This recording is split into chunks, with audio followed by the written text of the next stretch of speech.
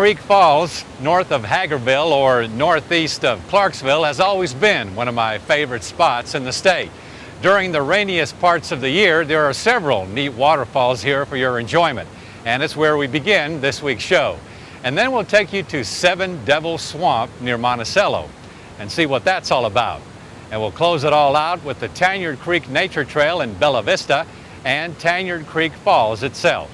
So for now, let's explore the Haw Creek Falls area.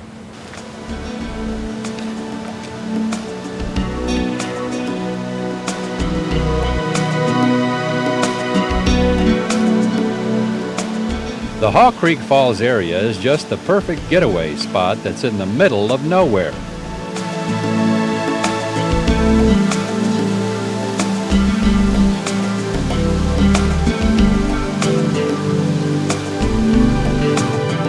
Haw Creek is typical of one of those pristine, picturesque mountain streams that you find in the Ozarks.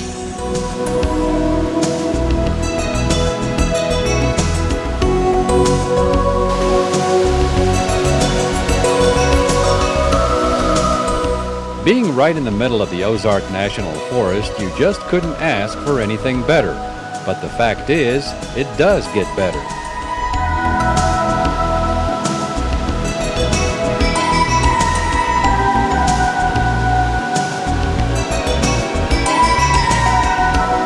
In back of the camping area, if you follow along a smaller creek upstream, you'll run into other scenic smaller falls, cascades, rocks, boulders, and the like, which makes for quite an adventuresome side hike.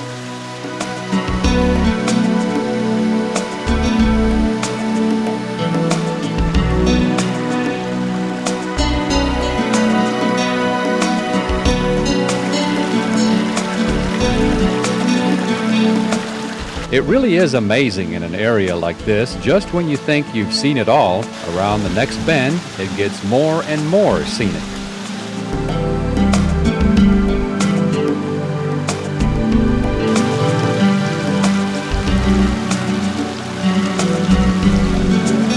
But this is only half of what this magnificent area has to offer. If you go about a half mile east of Haw Creek Falls on Highway 123, there's a trail off to the left that will eventually take you to another, even greater aspect of Haw Creek Falls. Follow that trail up the mountain and you'll first come to some of the most awesome bluffs that overlook the entire Haw Creek Falls Valley.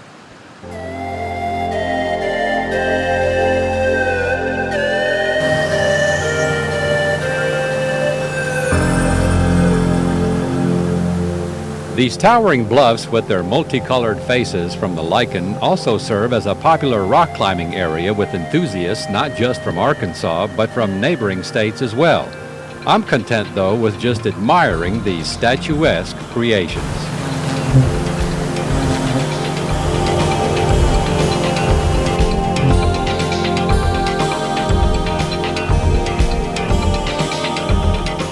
Continue hiking along the bluff line, and in less than 30 minutes, you'll finally reach your reward, this treasure, this gem of the Ozarks.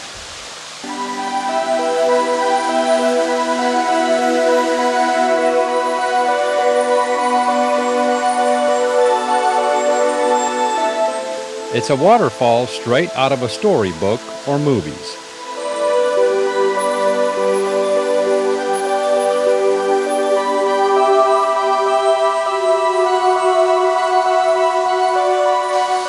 You see, you don't have to go all the way to Costa Rica or, say, Hawaii to experience the same euphoria. It's all right here in the natural state.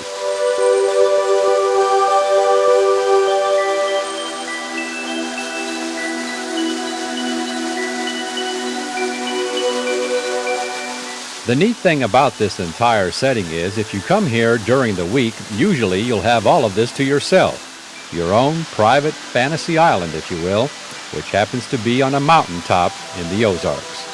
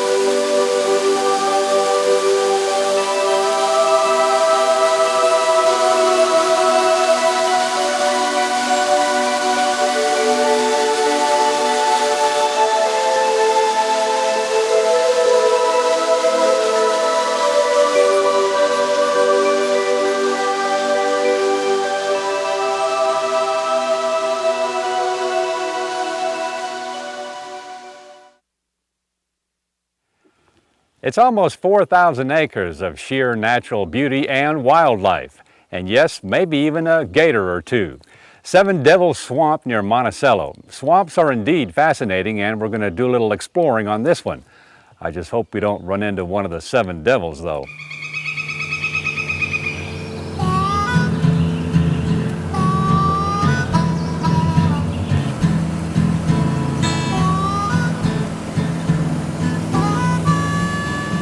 Even though much of Arkansas's natural landscape has been altered, there are still those places that remain undisturbed and looking pretty much the way they looked hundreds of years ago, which is the case with Seven Devils Swamp. The variety of habitat remains unchanged.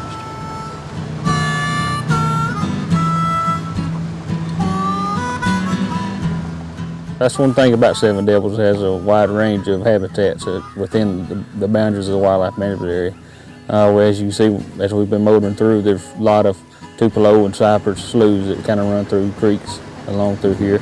And also you can get into some of the upland habitat of the hardwoods, such as cherry bark, white oaks around the edges. And then also we have the Green Tree Reservoir, which everybody likes to duck hunt in here.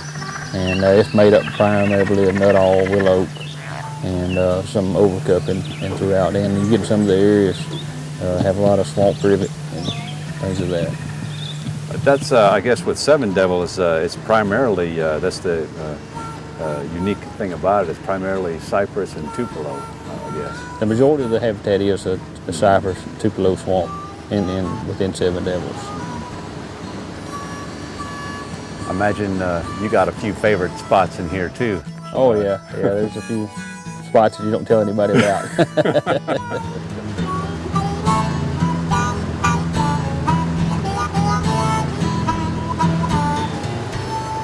To ensure that the unique natural diversity here is not lost, the core of Seven Devils Swamp is a designated natural area and is co-managed by both the Arkansas Natural Heritage Commission and the Game and Fish Commission.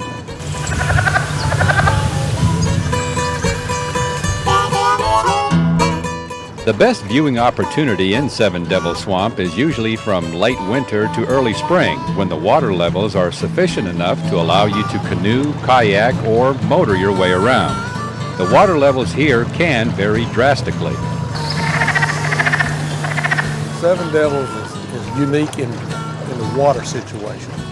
We have high water periods and low water periods, and the wildlife benefits from that. And the water is held at 130 foot by a water control structure, but a big rain, 4 or 5 inch rain, will put the water, nearly 3,000 acres of water. And then when the water runs off, it'll drop down to 600 acres or so. And wildlife ducks like to follow water that's falling or rising and for food. And other species of wildlife benefits from that as well.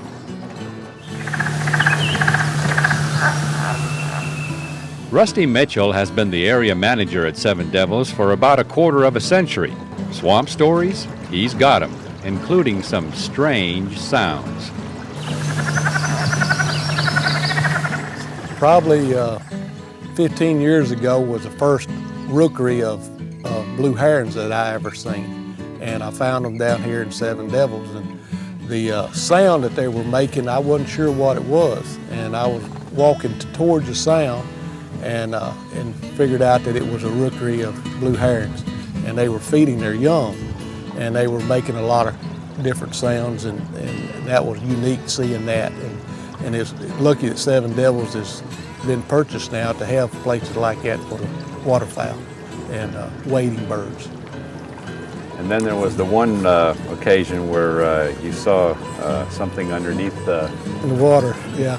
I was in here in midsummer, and it was real dry, and there was a water hole left in the bottom of the creek, and it looked like it was a freshly poured concrete.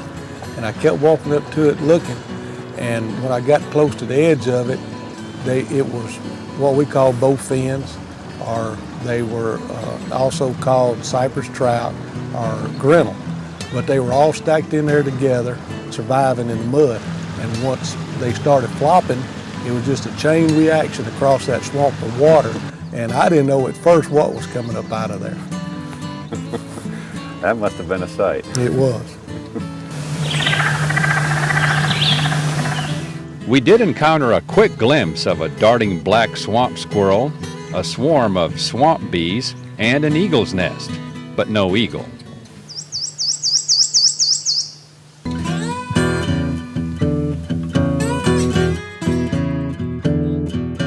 So the name Seven Devils, just what is that all about?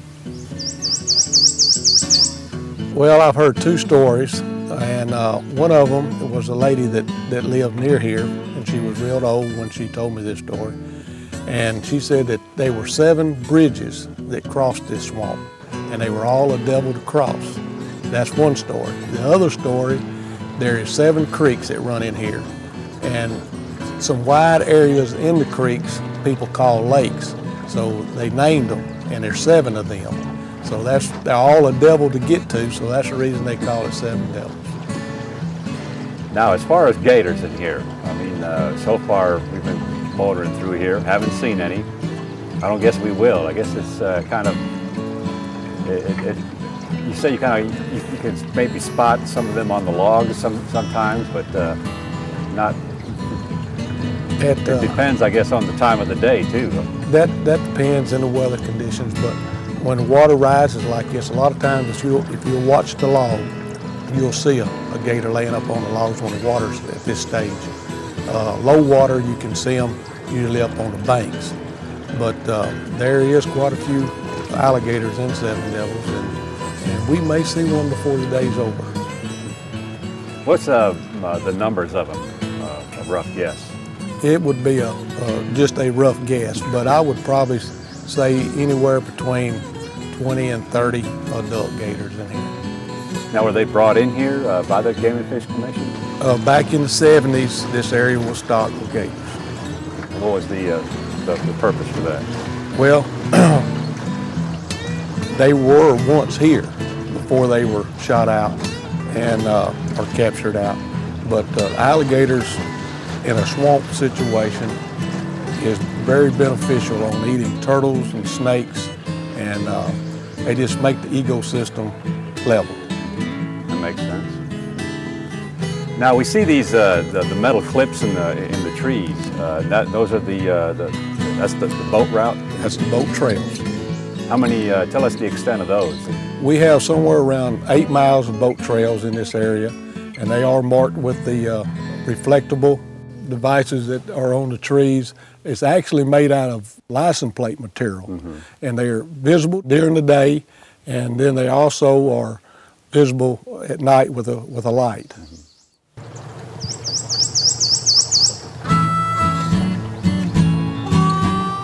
Though Seven Devil Swamp has remained for the most part undisturbed, there are remnants of some old logging operations. I've been working on this area for 24 years, and a few years after I've been working, I found this stump, and it hadn't changed in that length of time, but somewhere back in the old days, this stump, this tree, was sawed down with springboards and a cross-cut saw.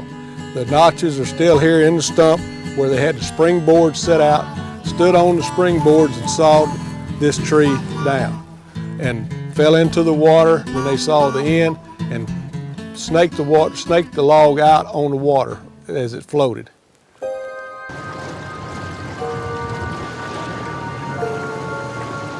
There's also what I call a swamp phenomenon. After a while, the surroundings all start looking the same.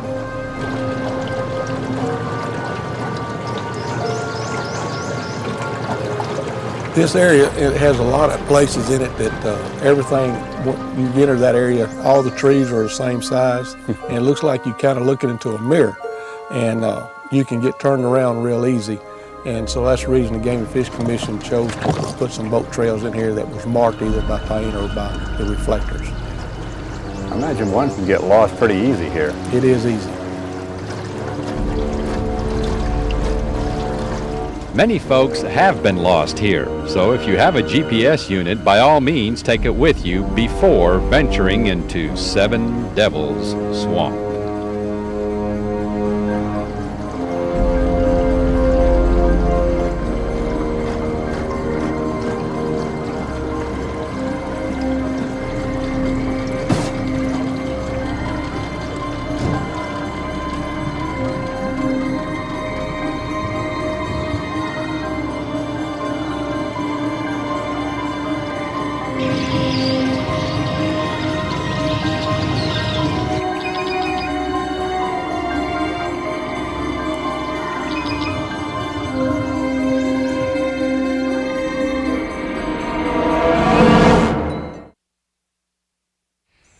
You know, folks in Bella Vista have it made. They can get away from it all without actually having to leave town. It's all by way of the Tanyard Creek Nature Trail. We've teamed up with a few of the folks responsible for the trail, so let's go check it out. Shall we?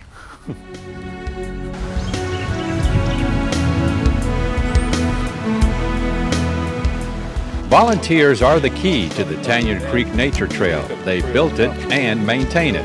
It's actually several trails that loop, so you can hike as long or as short as you want or have time for. Anywhere from more than 2 miles to less than a mile round trip, such as to Tanyard Creek Falls.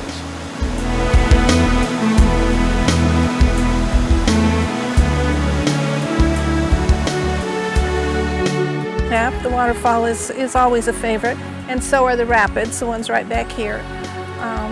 I like them because we have a lot of snakes that love to live back here, and I love reptiles, and so I'm always looking for the copperheads. But you know, everybody says stay away. It's the guys that are looking for the snakes, not the guys. No, they're not too keen on the snakes, but I do like snakes, so I'm always looking for them. And then there's another section on what we call Phase 1 that has all the rock outcroppings, and that is really beautiful. That's just gorgeous. We've got a lot of columbines that grow on the cliffs right there, and just a lot of pretty wildflowers in the spring. So that's another of my favorite spots. Any particular season you like out here? Oh, absolutely spring, but even in the wintertime, it is gorgeous. That one area I was talking about where the cliff is, in the wintertime, the water seeps through there, and that whole wall is nothing but a sheet of ice. It's gorgeous. It's really gorgeous.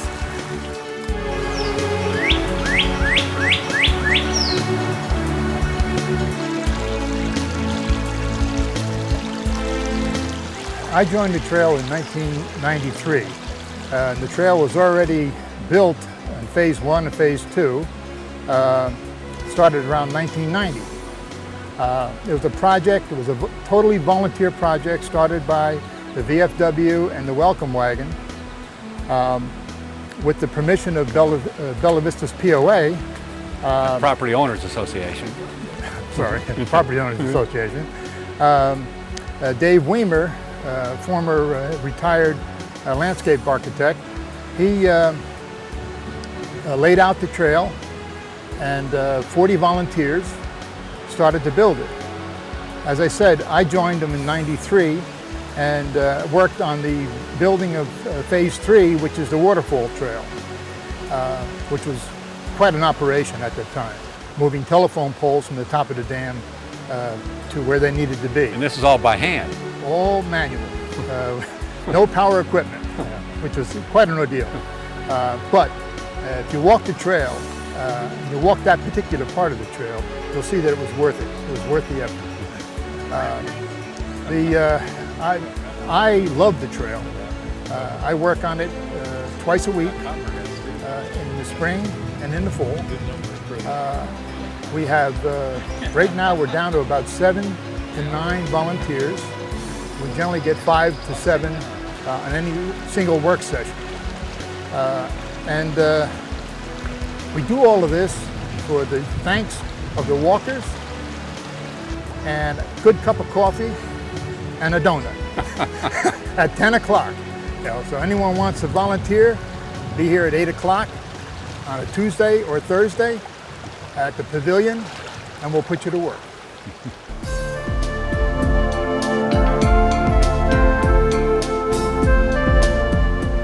small interpretive signs, some 200 of them along the way, explain various points of interest.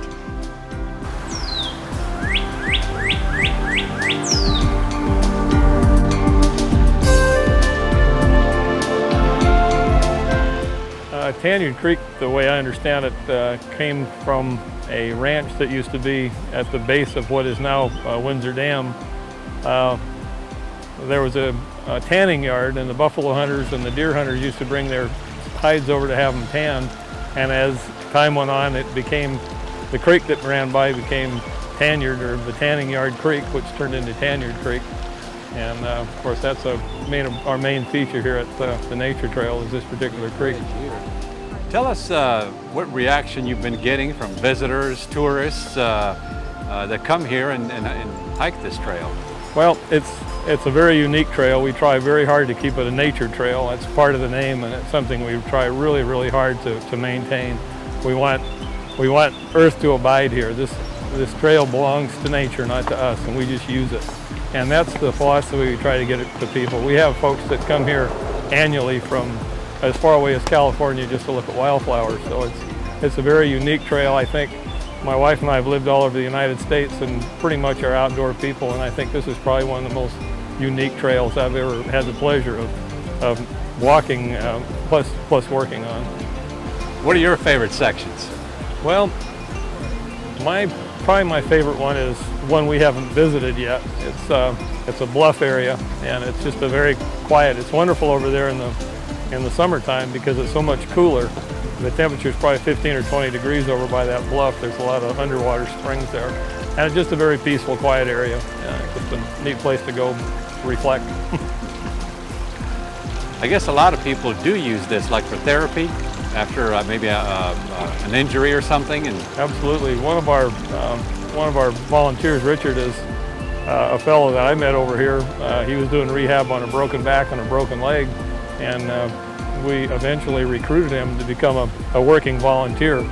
And he's been working with us now for 4 or 5 years. But yeah, a lot of folks use this as a rehab trail. It's good for the mind and good for the body, I guess. There you go.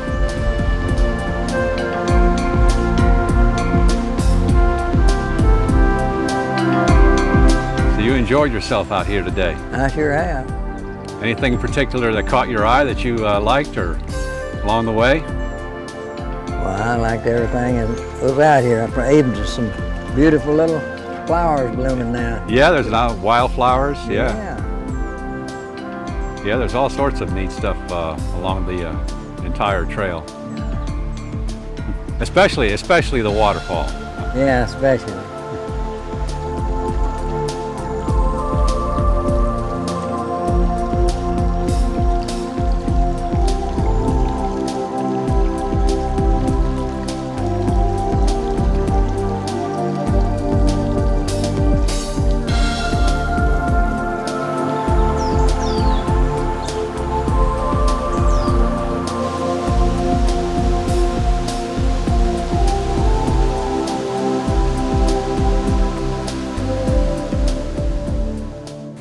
So if you're ever in the Bella Vista area, take a hike for yourself along the Tanyard Creek Nature Trail and take in Tanyard Creek Falls itself. I highly recommend it. Or if you dare, venture into Seven Devils Swamp near Monticello. I wouldn't go after dark though. And don't forget about all the falls, cascades, and bluffs in the Haw Creek Falls area in the Ozark National Forest northeast of Clarksville. And for more info on these and other destinations, or to order a copy of an episode, visit our website, aetn.org/exploringarkansas. And we'll see you again the next time for another exciting adventure on Exploring Arkansas.